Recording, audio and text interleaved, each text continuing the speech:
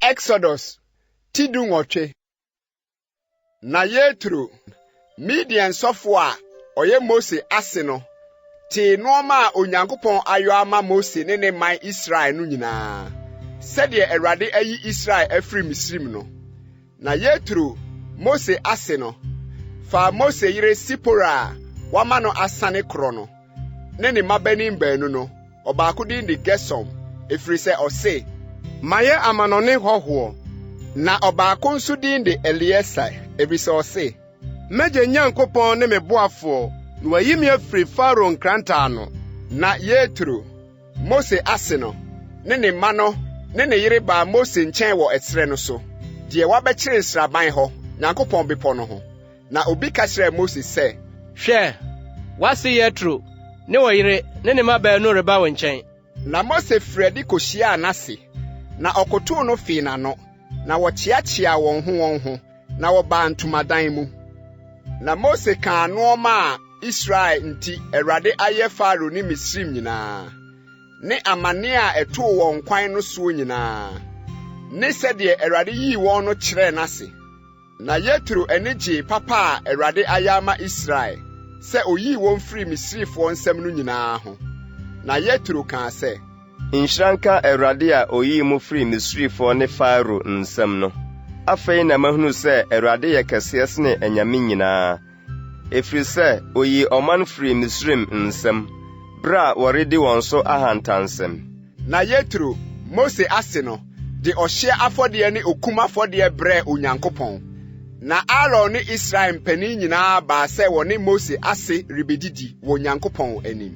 Na ade achiye no Mose tena ase se oribu oman naten. Na oman ne gina Mose ho firi anopa kosi anwumre. Na Mose ase no hunu de oriyo oman no nyina no oka se ede ne de oriyo oman no yi adenti na nko a wote ho na oman no nyina gina ho firi anopa beduru anwumre yi. Na Mose ka kire na se oman no ba me nchen bebi si Onyankopon so nya asem bia oba me nchen na mebuo nipa ne yonko ntem aten na me kire Onyankopon ahyede ne mra.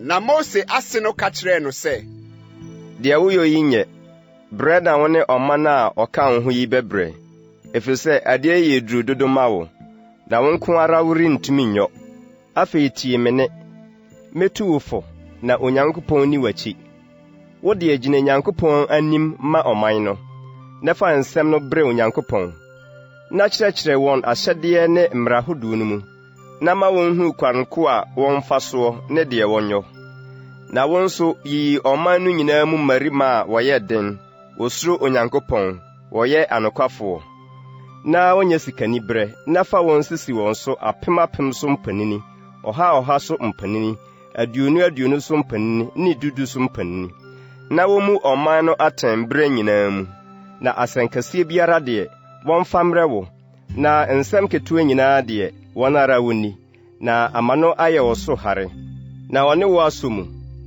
se wo yo ye na Onyankopon hye wo saa eno na obetime gina na oman yi nyinaa nso bekọ won tena bia jojo. Ena Mose tie nase asem no na oyo de oka kire no nyinaa. Na Mose yi Israel nyinaa mu nipa a woyɛ den na ode won sisi oman no so atitiri apem so ọha so aduonum so ne dudu so mpani. Na obu oman na ten bre nyinaa mu na nsem a ɛyɛ den no wode bre Mose na nsem ketwa de wonara di.